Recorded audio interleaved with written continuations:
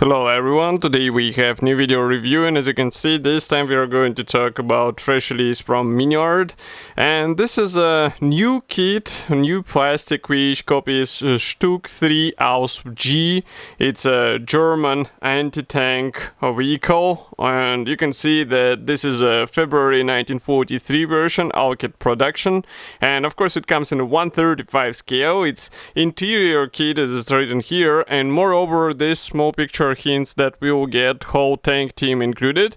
And of course this is a commercial sample as usual, so it means you will get exactly the same stuff as what you'll see in this video review. So we are going to open it together and check what is actually supplied in this nice box and what this kit will actually copy in its, let's say, assembled form. So first of all, box is, I would say, rather large because it's an interior kit, and here you can see comparison in my hand. Kit number is 35335, and what else is interesting here? We have short list of the features. Obviously P parts are included. Here it's written that there are 5 decal options, and we have workable tracks, by the way. Next, here on the side you will find some information about the manufacturer, QR code, barcode, and also some safety advices, while on the opposite side you will see 5 marking options which can be copied with the decals included inside. But we will take a closer look at them when we will be checking the assembly manual. Now let's open the box. And I have to note that weight of this box is also quite noticeable. It's, I would say, approximately the same as all other interior kits from the same brand, from Miniart, I mean. So here you can see what we have inside. I would say it's rather tight packaging because there is not that much of space on the top, but all sprues come in the single plastic bag, and we have assembly manual on the bottom. And we are going to cut through this plastic bag, open it, and check what is actually supplied inside, why this kit is, let's say, a worthy addition to collection of all World War II vehicle fans, and why it can be considered as one of the best in its scale. So just give me a second to open this plastic bag.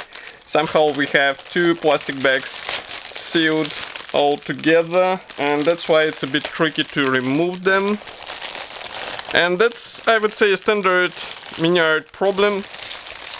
I'm not sure why they keep doing this. Here you can see what I'm talking about. So these are 2 plastic bags which are actually connected together. Yeah, now I opened them both, and I don't know why it was like bag in the bag, but we get what we get. So let's start with the things which were on the top. So that's the small envelope with Miniart logo, and we have a PE thread there.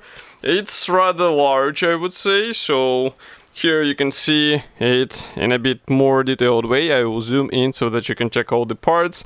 Note that recently Miniart started to include these nameplates, which is a really great thing because it can be used for some stand, be it a diorama stand or maybe just a simple stand for your model. Still, it will be handy to let everybody know what is the, let's say, assembled model and why it is an interesting proposition in 1/35 scale. Next we continue with the clear plastic sprue. Here it is. So it is packed together with decal sheet, so that's why I'm going to open this sealed plastic bag and we will take a closer look together. So first of all, I suggest we start with the clear parts. Here they are. And obviously all these clear parts, there are copying periscopes, and I would say molding quality is really nice, but as usual Miniart does not provide any masks or masking templates, so you will have to do your own masking, and you should be ready for this. But these are not such large areas in my opinion. Next we continue with the decal sheet. It comes from Decograph. Printing quality is really nice, and I would say all these symbols look really impressive. As you can see, even the tiniest writings, they're readable, even though this is a 1/35 scale, and here is comparison with my fingertip. These are not that huge, I would say. Next we start with gray plastic sprues. So that's the first one. I guess these are the tensioners for the drivetrain, and as usual for recent Miniart releases, here on the tires we have some features which is really cool. We get it out of the box in the plastic kit, and that's why I like that Miniart actually pays attention to such small things, it should be worth it in this scale, so that's why it's a good thing to have out of the box. Next we continue with the first big plastic sprue. Here what is surprising is that on the sprue bars we have some flash. We do not have flash on the parts though, you can see it with your own eyes. And I would say this sprue it's more of special sprue for the interior kits, so you will not get it in the next releases which will not feature interior. And here you can take a closer look. So first of all we have a 4 panel for the fighting compartment, then we go with various equipment, radio stations and some small hatches which will be installed here and there. We also have some parts for the drivetrain, as you can see, and this is also something what you will have to think through, because it would be a shame to hide all these gearbox and engine parts inside. That's why it's worth thinking how to expose it on the finished model, how to show it in a, let's say, full scale. And also you will have to invest some time into painting and weathering all this stuff, because obviously it would be strange to open it and then not to paint it properly, not to replicate a bit more realistic appearance on these parts. Next we continue with the white plastic sprue. Again, some interior parts, but these ones are more concerned with the main hull. And here you can see, for example, this internal wall. Again, we have a lot of pre-molded features, which is also rather nice. And here you can take it from the opposite side. So there are some guiding elements, and you shouldn't be worried about overall alignment. As far as I remember, Miniart interior kits are not that tricky to assemble as long as you pay attention to the overall fitment of the parts. And of course do not forget about such useful thing as dry fitting, because it will help you with overall alignment. Here we continue with another plastic sprue. So this one is dedicated to the main hull parts, and these are actually armor panels. And again, I would say that overall molding quality looks fine, and attachment points should be really easy to work with. I don't think you'll be encountering any issues. Here you can take a look from the opposite side. Again, we have some guiding tabs, so it's really handy stuff, because some manufacturers, they go for this panel design, but then they do not provide anything to help you with overall assembly, and that turns the whole experience into quite tricky build, because you have to work with parts which are really complicated to align together. So here we continue with bigger hull panels. This is obviously a 4 panel. Here we have side panels where you will actually install some suspension parts. Next we continue with the top panels. And various hatches are molded separately, as you can notice, so it might come handy for some diorama purposes. Also, it might be handy with figures which are included here. We will see them later, I hope. So here you can take a closer look, and again, pre-molded features, they look quite impressive. It will be a good thing to play with dry brushing on this, and I guess these parts are for the suspension, but we will check it in assembly manual. Note also pre-molded features on these side panels for the lower hull section, and also on this floor panel. And let's flip it over. I guess there will be some pre-molded features inside as well, and here on the side panels too. So all this stuff will be also improved with help of separately molded parts. Obviously it will not stay just empty, so be ready to glue all these parts in place. Next we continue with the side skirts. They come as a single piece parts, so let's zoom in. Frankly speaking, it is a bit weird looking plastic, because it's different in color from what we have on other sprues, so I'm not sure why it is like that, but we have really good external features here. Again, it would be a nice material for some weathering, and note that they also feature all these details inside as well, so it's not just a plain panel inside, because it won't be visible. Here we have also some things, and I think that's one of the most important features for the kits from Miniart, because it actually gives you a, let's say, better appearance out of the box, and you don't have to do some scratch building or other weird stuff which we are used to do.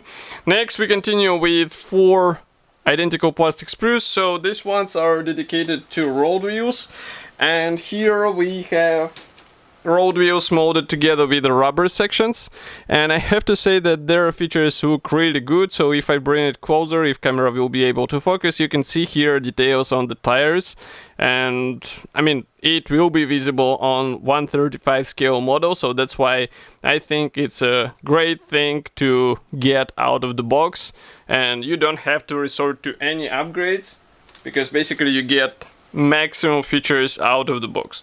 Next we continue with more hull panels. So they come on the separate plastic sprue, and I mean if you had some experience with Miniart, this won't be surprising for you, but if not, be ready to work with many sprues of small size like this one. So it will be important not to lose any of these parts because there are no spare elements, and obviously you will be getting one part from each sprue, so you'll be jumping back and forth between various frames, and here you can take a closer look from the opposite side. Okay. Next, we continue with two identical plastic frames. These ones are slightly wider, so I'll zoom out to show you the whole, let's say, layout, and then we'll zoom in. As far as I can guess, these ones are designed for use with the lower hull section. So if I zoom in and start from here, you'll find this idler. Also, we have some suspension arms. And then we continue with separate hatches. We have some drivetrain parts and also some suspension parts here. I guess these ones will be installed inside the lower hull section. We have also some shock absorbers, and everything looks cool. So it's just a matter of careful installation. And frankly speaking, I'm not sure how to expose all these things. Maybe it would be a good idea to do a cut-out version, but that's already up to you because it will involve some extra work. And this is definitely not described in the assembly manual. So here we continue with the smaller plastic sprue. This one is dedicated to various drivetrain parts. As you can see, we have here also radiator elements, and it's nice to see that these, let's say, frames or these parts, they are replicated with pre-molded features, so you won't have to install the PE parts, even though they could have used such approach. Okay, next we continue with more parts for the main hull. Here we have quite impressive top hull panels. As you can see, the hatches are separate, and I like how they are detailed because, as you can see, this is a several layer part, and if you open one of the hatches, it will be visible on the model, and here you can check them from the opposite side. Okay.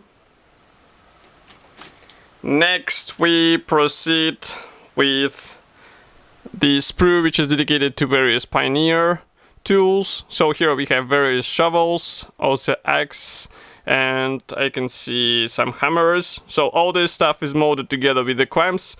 But as far as I remember, in recent releases, Miniart offered to replace these clamps with PE parts. So it will be up to you whether you would like to go with a standard pre-molded version, or you would like to use the upgrade one and get a bit more realistic appearance. Next, we have various thin parts. I guess this will be used mostly inside. Maybe it's piping for the engine, maybe some various parts for the interior. But again, be careful with the thin parts. They're quite tricky in Miniart kits, and we all know this, but it's easy to overcome this with a plastic saw. So just pay attention, use the right tools, and you'll be good to go. Next, we continue with the drive sprockets. So they are coming on two identical plastic sprues. I will zoom in a bit. Maybe I will show them from both sides simultaneously so that you can check them. And here we have quite nice external features. I would say the overall molding placement is also good because, as you can see, the attachment points are right on the teeth, so you won't have to cut it between teeth, and we know that some kits give such pleasure and you have to do some careful work, and it's not something what we enjoy in modeling. By the way, this sprue with idler wheels, it is provided in 3 pieces. Here we have 2 more. And next, what is next? We continue with more road wheels. So here we have two sprues of the same type, but road wheels are pretty much the same. Here you can check them from the opposite side. We have some alignment elements, so you don't have to worry about any possible issues here. Next we continue with more parts for various armament. So here we have two sprues with machine guns. And machine gun looks really good. It's a plastic kit, do not forget about it, in 1/35 scale, and you can see its size with my fingertip. So it's really tiny, but the molding quality and all pre-molded features, they look great. And I think it would be a good idea to leave one aside so that you can use it in some future project, because such thing is really handy in various World War II diorama scenes. Next, we continue with thin plastic sprues, and this one's, frankly speaking, I'm not sure where these parts will go, so we'll have to consult with assembly manual. But again, molding quality looks fine, we can say at least this. Next we continue with more parts for the armament. So here we have two sprues of the same type. Next we continue with, I guess that's the only type of the sprue. So here we have some parts for the interior. I guess these are the parts which are related to the main gun. So be sure to assemble them properly, because it's something what is interesting to show on the finished model. Next we continue with this sprue, and here we have quite interesting thing, because this plastic rod, I'm not sure where it will go. I guess it will be used for the main gun, but I'm not sure how it will be used, because as you can see here we have large cutout in a circular shape, so maybe it will be inserted inside and then you attach the main barrel separately. We'll have to check it in the assembly manual. That's already something related to the overall design of the kit. But what I can say is that muzzle brake of the main gun, it is provided in several versions, and it is molded as a single piece part. So this section is a single piece part, and we have a frontal disc molded separately, and that's something what I'm ready to accept. I mean, in comparison what Tamiya was providing two-piece assembly, this one is way better, and it will give you a better result. You won't have to resort to some aftermarket options, so that's really good. Next we continue with some jerry cans and fuel cans, which are provided as a standard bonus. By the way, if I bring them closer, you can see that there are some pre-molded features. So I would say that's a typical accessory set from Miniart. I think you can get it separately, but here you can get it as a nice bonus out of the box. And it also means you won't have to spend extra. Next we have interconnection between two sprues. So here maybe I won't be zooming out. We start with a zoomed in view, and then we will check the overall look. So here we have various piping for the drivetrain. Again, a lot of thin parts, so be ready for such stuff. It's definitely not a beginner's thing, so it will require some due care and of course some special tools, because definitely you won't be holding and handling all this stuff with bare fingers. Here we continue with some parts for the engine, so these are drive belts which will have to be installed here and there.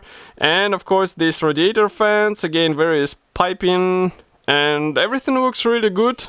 So it will require some careful assembly and alignment, but it's really cool to get the full engine out of the box, in my opinion.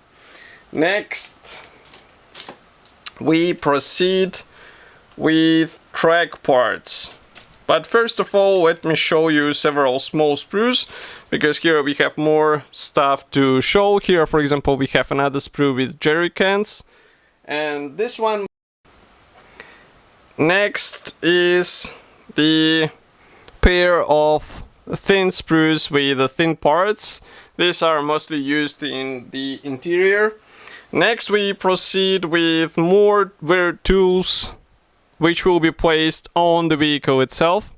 So again, we have clamps pre-molded in some tools, and some tools are provided just completely, let's say, empty or naked, so you can use the PE clamps for them. It will be up to you whether you would like to use them. Obviously you don't have to use all the tools at once, so maybe you will leave some aside for your future projects. I always do in some of my builds, because it's a really good product which is good to have for some future builds. Next we continue with the track links. So here we have I would say classic Miniart design. We have separate track links, but do not worry, we have the assembly jig, so it's not that difficult to assembly. It is more of a tedious procedure, I would say, because you have to combine it one by one, then glue, then again combine. And of course you have to count how many parts you're using here and there, because otherwise you might end up with a not that precise connection on one of the sides. Next we continue with more track links. So here we have them packed into separate plastic bags. Note that we have pins pre-molded, and we also have some pre-molded features here on the track links, which is really cool. Okay. We also get a full ammo supply. It comes on 6 identical plastic sprues, so I will show you only one because these are one-piece ammo shells and you just have to paint them and install them inside this vehicle. And again, I'm repeating this again and again, you don't have to use all of these parts. Obviously, if you leave one aside, it will make it a bit more realistic, because it will be a vehicle which already shot one of its ammo. And here you can see the sprue with engine parts.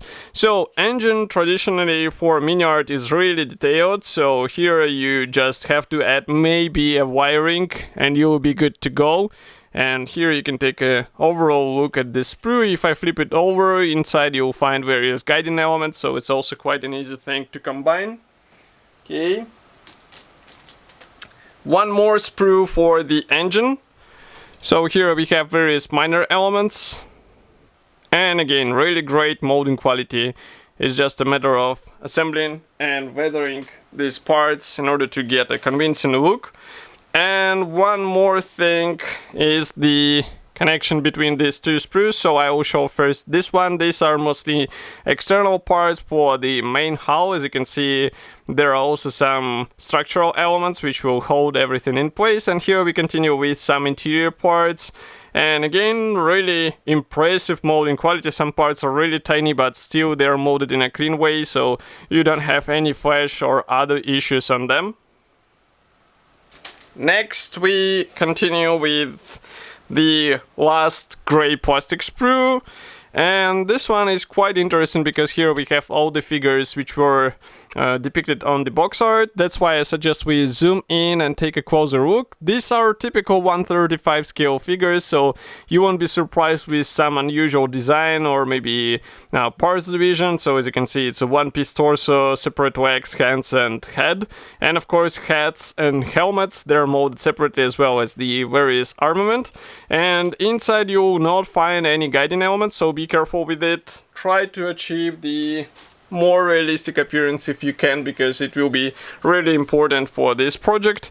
And next we proceed with assembly manual. So I'll close the lenses so that you won't be let's say blinded by this white color. So it's a large color printed brochure. We have short list of the features on the first page. Next we continue with first two marking options. This one comes from spring 1943. Well, this one is also from the same period. Next is the parts map. Keep in mind that Miniart does not show which parts are not used, so you have to be careful, because in some cases it might be that you get identical parts, and it will be important to use the right version. Assembly process starts with the lower hull, so as you can see straight away you're going for the main compartment floor panel. Also you start assembling the sidewalls and you install everything in place. That's the gearbox as far as I can guess. And then we proceed with the drivetrain. So it gets installed in the front, various control elements. Also here we assemble the ammo bay. So here you will have to use some P parts, because otherwise it's not possible to copy all these thin walls of this compartment. And then we continue with an engine assembly, so that's where it gets interesting, because as you remember, this engine should be really detailed. Note how many parts will be involved for this power plant. It's a truly kit on its own, so it would be worth to open the engine bay and expose this power plant. Next, we continue with the sidewalls for the lower hull section. Then we start painting all the ammo supply, which will be installed on one of the engine, actually hull walls. And here we also install the spare tracks and the drivetrain parts, as far as you can see. No, it's actually, you assemble this drivetrain part and you get it in the front. Or maybe these are brake drums, but still they're in the front. Next, we proceed with the hull panels.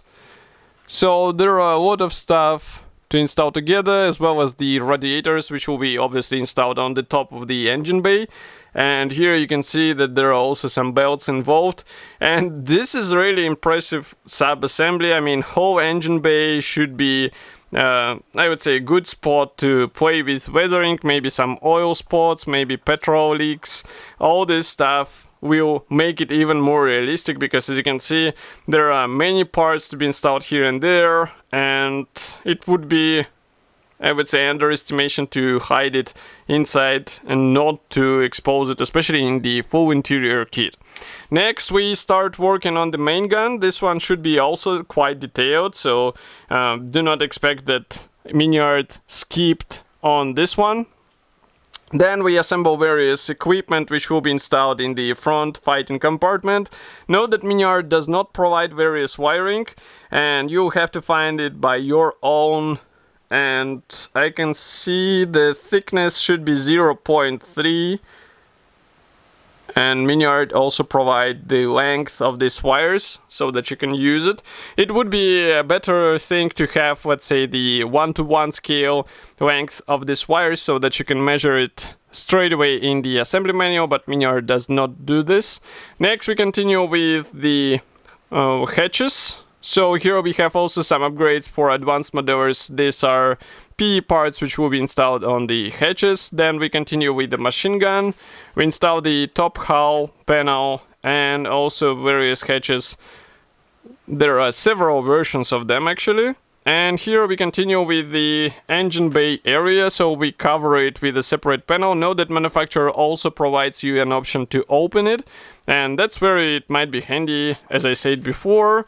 Of course, we can assemble the jerry can, various Pioneer tools, fire extinguisher, and only then we start working on the suspension part. So there are several suspension arms and also various Pioneer tools getting installed on the side shelves. And on this step, by the way, it's already 130 step, we start working on the track links. So each side should be assembled 90 out of 94 tracks. So be ready for that. As I said, it won't be a quick process. Note that main gun is actually assembled in a slightly different, I would say, design from what I thought. So you're using this one piece part, you're installing this rod section, let's say, and then you're installing the muzzle brake together with a separate frontal section. Next, we install the side skirts. A lot of P parts being installed here and there, and these minor features are actually important. Do not underestimate them. I know many modelers who are skipping them because of their size, but they're something what actually works its own magic on the vehicle. Here, by the way, you can see these tools which are employing the PE to clamps. So these are not pre-molded clamps, and if you don't use them, it will be quite a strange view because two basically will not be fixed in place. But in some cases, for example here with this axe, you can choose whether you would like to use the pre-molded clamps or you would like to use your own. Next, we proceed with the towing cables, and by the way, towing cables should be sourced by you as well. That's a bit more tricky thing because I mean, it should be in the right texture because otherwise it would look just unnatural. And then we proceed with installation of the main gun in place, antennas on the rear. And here we have separate page for the figures or miniatures, as it's written here. As you can see, they are shaped in different poses, so you can place them around this vehicle. And of course we have third marking option. It comes from Spring 1943 as well. Next we proceed with another one from Spring 1943, one more from Eastern Front 1943, And that's all. Here we have a small ad for the next release. As you can see, this one already comes without interior, so it might be a bit easier for some modders. And of course we have quite detailed paints chart because it is provided in several manufacturer designations, so you will be able to find whatever you would like to use on your model. As for the whole kit, it is quite impressive model. It should be already available, and in my opinion this is definitely not a kit which is suitable for beginners, but it will be interesting for experienced modders who would like to build their own copy of this vehicle. And of course full interior would look impressive in the finished and painted state. Of course I will be happy to hear your opinion about such a list. Do not forget to write it here in the comment section below. If you like this video, press the like button, subscribe to our YouTube channel, and I will see you in the next video review as usual. Thank you for joining me today, and bye!